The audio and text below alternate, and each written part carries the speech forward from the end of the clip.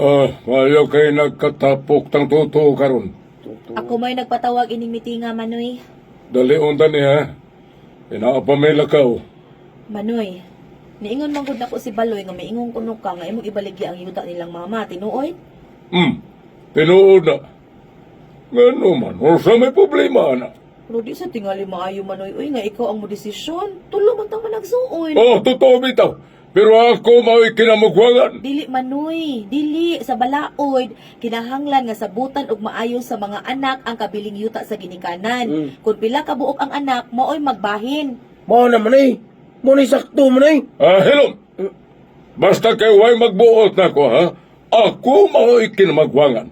Akong desisyon ang matuman. Nakabati mo? Usa man ang desisyon naman eh. Di ni mo bayanan.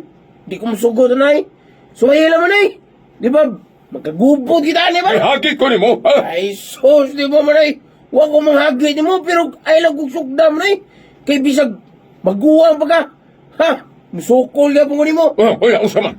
Usa may gusto ni mo, ha? Ay, tiguwang na biya. Oy, Ay, oy, re, oy, hoy, Usa man. hoy, na mo na yung pagkaway na. Magsulti. Magayon na eh. Re, re. Ayaw pa.